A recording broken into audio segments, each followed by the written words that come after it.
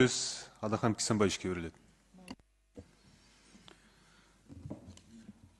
Урматтуу эсептештер, менде суроо эмес, мен суроолорго жооп ала албай белем. Бир өтө кыйын жагдайга калып калды өлкө. Мына азыр министрлер кабинетинин башчысынын орун басары чет жакка кетүүчү адамдардын санын көбөйтүү боюнча иш жүргүзүп атабыз деген сөз. Бул уят маселе. Эдил мырза, бул абдан уят маселе, башка эл укпасын. Көбөйтүп бер деп берип аткандар деле өздөрүнө жараша берип аткандыр, бирок силер өкмөттүн атынан сүйлөп атканда ал сөздү айтканыңар уят маселе. Борбордук Азиядагы калкынын саны боюнча эң аз элбиз. Сыртка кишилерибизди кетире албай кыйналып аткан өкмөттүн кажети барбы бизге?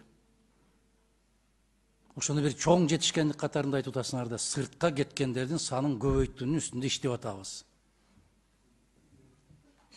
Айланайындар, абайласаңарчы ушундай сөздөрдү. Эл укса эмне дейт? Анан кээ бирлер берип коюп атат, бул жакка да жиберсеңер, бул жакка да жиберсеңер. Айланайын. Сыртка чыгарбай үйдө алып калуунун үстүндө иштеп атабыз деп сөз айтпайсыңар. Сыртка кеткендер кайра келе албай калып атат деп. Сыртка кеткендер келсе да идеология, психология өзгөчөлөнүп келип атат деп. Биздин байлыгыбыз ушул жердин астындагы темир, көмүр, алтын эмес, жердин үстүндөгү элибиз деп айтпайсыңарбы силер? Бул расмий мамлекеттик идеология айланып кетти. Бул коркунучтуу жагдай. Кыскасын айтканда, урматтуу кесиптештер, биз эки суроонун тегерегинде болушубуз керек. Сыртта жүргөн кыргыздардын конституциялык укугу сакталып атабы? Биринчи суроо, жок деп жооп беребиз. Экинчи суроо, кыргыз жараны дүйнөнүн кай жеринде жүрсө, кыргыз бийлиги алардын укугун коргоого милдеттүү деп жазылып турат конституциябызда. Ошол милдетти аткарып атабы бүгүн бийлик? Жок деп жооп беришибиз керек. Бүттү да. Эки суроо, эки жооп.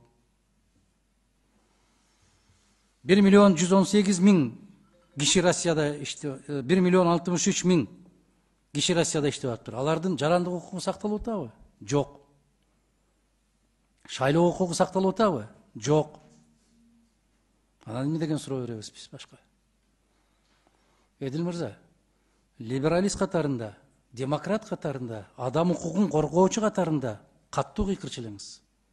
Ар бир жарандын укугу бизге маанилүү деп.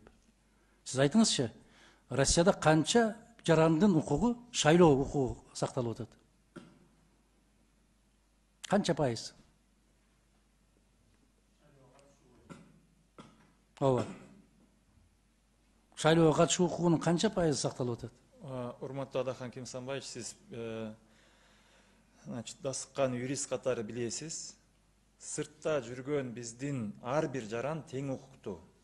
Ал 1 миллион киши топ болуп жашайбы, же бир канча мамлекеттерде бир киши жашайбы? Значит, биз чет өлкөдө ошондой шарт түзүп аткан болсок, анда Зимбабведен баштап, Аргентинага чейин бардык мамлекеттерге ошондой шайлоо участкасын ачып беришибиз керек. Ал бир жерде мындай көп экен деп туруп, бир жерде аз экен дегенде. Жок. Эдил мырза, жок. Эгерде шайлоочулардын саны 2000ден ашса, шайлоо участкасы түзүлөт. Шайлоо кодекси боюнча. Ал жерде 5, 10, 20, 30, 40 миң болуп, анда эмес. Кеп мыйзам жөнүндө кетип атат. Жакында эле кече өткөндө биз Тонга королевствосу менен түзбөдүкпү, экономикалык кызматташууну. Ал жерде бир кыргыз өмүрүндө барган эмес, барышы да мүмкүн эмес ал жака. Мен аны айткан жокмун. Мына Россияда 1.063.000 кыргыз жараны жашаган жерде канча пайыз конституциялык укугу сакталды? Урматтуу Адахан Кисенбаевич, сиз мага суроолорду берип атасыз. Бул жоопторун сиз жакшы билесиз, анткени көп жылдан бою сиз иштеп келе атасыз. Мен мүмкүнчүлүктөн пайдаланып, урматтуу төрага, биздин өкмөткө тарабын айтып атасыз, биз ушинтип эле көбөйтүп атабыз, чыгарып атабыз. Жок, мен дагы бир жолу тактоо үчүн айтып коеюн.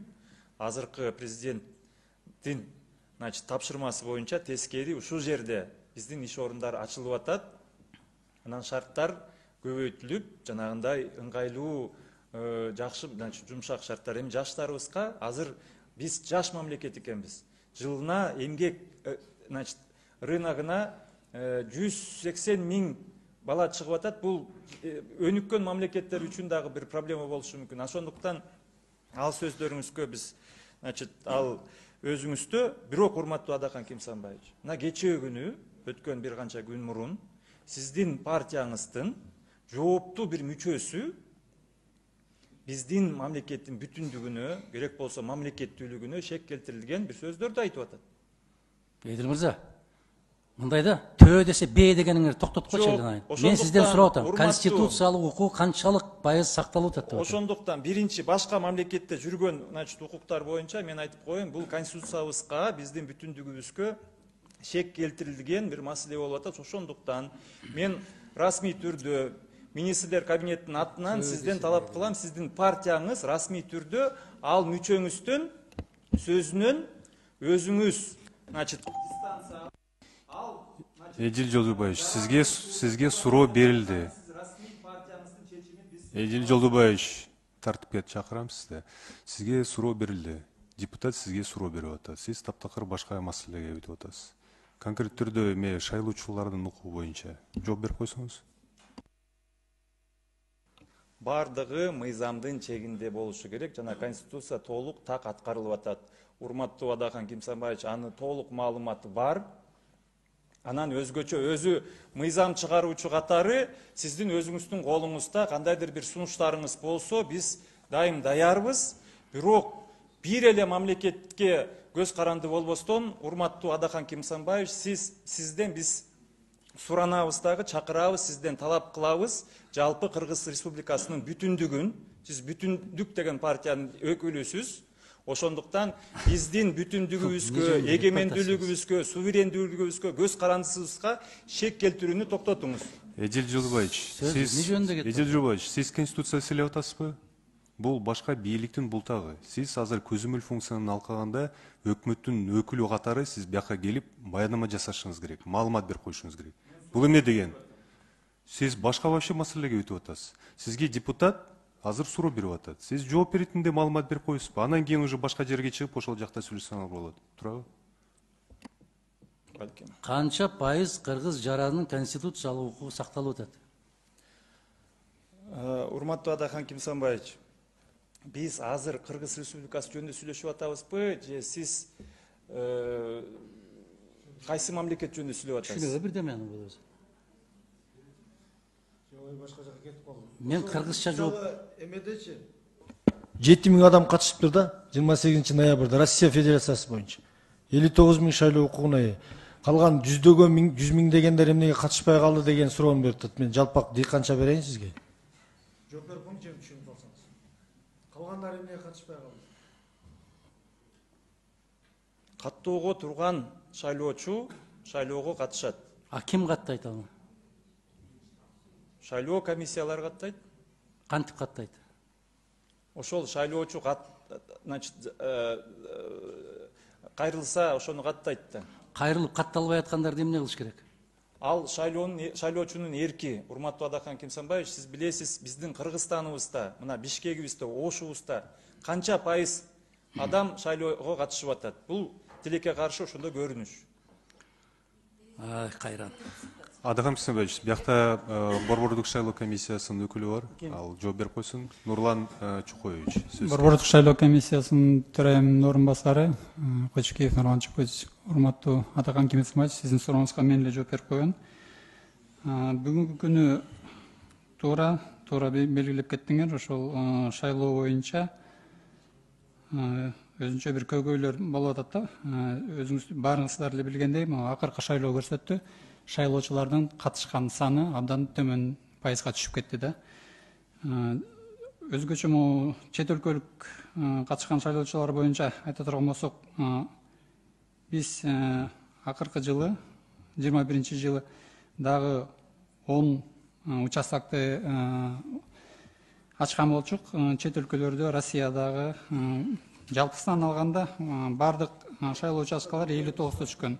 Шайлоочулар катталган шайлоочулардын саны 84.128 адам түшкөн болчу, бирок шайлоого келип катышкан адамдардын саны болгону гана 9825 адам болду. Мындайча айтканда 11068. Кыскача айтканда мындай. Урматтуу Чыңгыз Азаматович, биздин бийлик сыртта жүргөндөрдү мүмкүн болушунча шайлоого катыштырбаганга бардык аракетти жасайт. Бул арам ой. Биз билебиз анын түбүнөн. Экинчиси, кайран берген суроо деп айтып атпаймынбы? Мына ал Ички иштер министрлигинин орун басары болуп турат.